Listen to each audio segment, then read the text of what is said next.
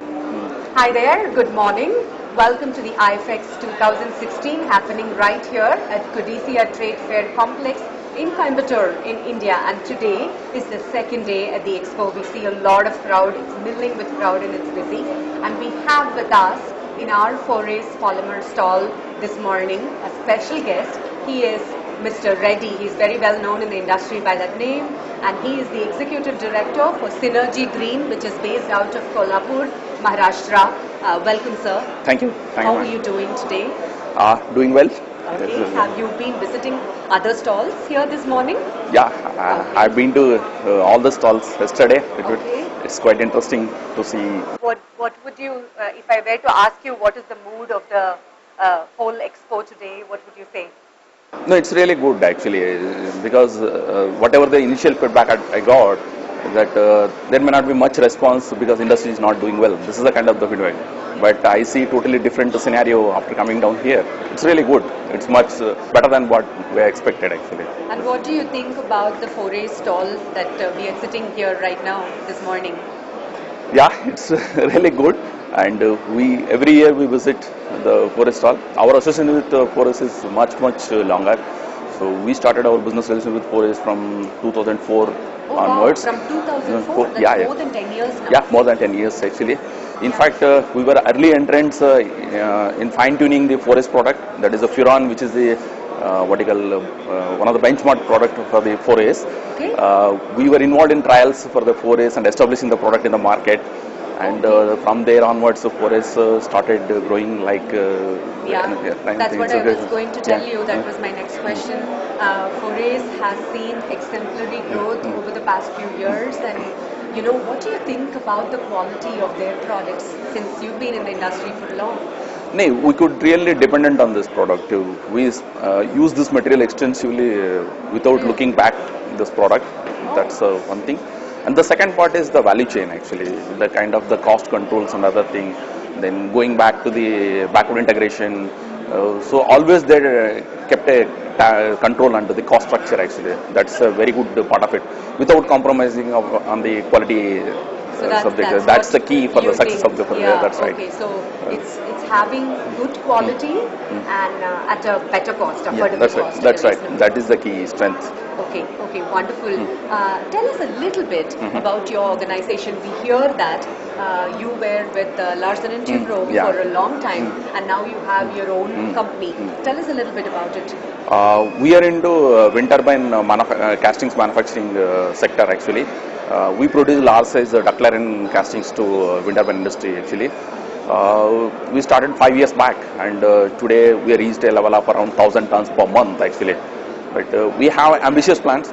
As of today, we are able to prove our products and got all the customers on board, including we have signed a long-term contract with Vestas Denmark. He happens to be world #1 in this industry actually. So we see a good growth in the coming years. That's lovely. So last 5 years we are growing at the rate of 50 to 60% actually. We are projecting the similar kind of growth for next 5 years. We want to be around 100 million company by 2020. This is the vision what we have. We are working in that direction. We wish you all the success. Thank you. We hope all that dream of yours comes true. Thank you. And you were telling us some time before, you were just talking about the challenges. Yeah. What are some of the challenges that you have come across in the foundry industry? It's multi-level. The first part is the demand. Customer expectation is very high.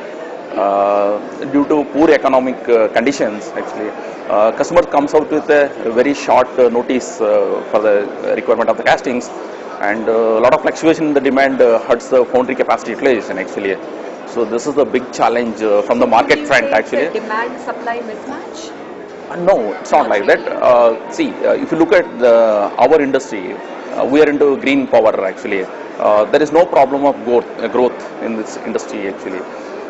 But again, since economy is not doing well, the cash flow issues with the clients are hurting the demand. Even the customer also want to do it, but he is not able to do because of the financial resources and other things. Then it puts a lot of stress onto the business because the inventories and other thing actually. This is the biggest challenge. That is on the market front. But irrespective of all these things, still we expect ambitious growth actually. That is happening. It's only matter. It is not the way we like it, but it's okay. It's better than if I compare my other foundry industries like auto and all. They don't have no means the kind of the drop in the demand. It's really difficult, challenging thing. For us, it's okay, temporary phenomena. We're able to cope up and manage the thing actually. So the drop in the demand that you're talking about, is that a temporary phase? Is that due to certain things that are happening in the industry? No, as such, there is a slowdown in the economy. Okay. Relatively, India is doing well if you compare with the Chinese economy and all. One of the reasons we are dependent on the domestic consumption actually. That is the key part of it. Right. And the second thing is India classically dependent on the oil imports actually. So that is also supporting well because oil has dropped to below $30. So that is another booster for the economy actually. We don't see much risk in Indian economy actually. But again, there are challenges. Right. And another part is. Do you think we could overcome some of these challenges? Is there a solution that you see? No, overall, see, from government and they need to come out with the GST and all these things so that the business process becomes much simpler and there will be a momentum in the economy actually. So every single research is coming out there that India is going to be the fastest growing country in the world. But that needs to be converted into the reality. Whatever the potential opportunity needs to be converted into the reality actually. That's the challenge in front of us. Right. Okay. Well, thanks for giving us your ideas on the challenges and how to overcome those with the solutions that you had proposed about government, coming down with their policies and everything. There is this Make in India campaign. What is your perspective on that particular campaign? They're doing well actually. Recently they've come up with some policy measures for our industry particularly, where there are a lot of imports were happening from China, which was damaging the domestic industry actually. So they have come out with the additional CVD on us. So it is going to protect Indian industries actually. So it's good. They are encouraging this process. How aggressive is this campaign? Is it at the campaign level or has it reached the next level? See, still this has not come to the ground. Even though there are big advertisements, we hope in the coming time those things will be reflected in the ground.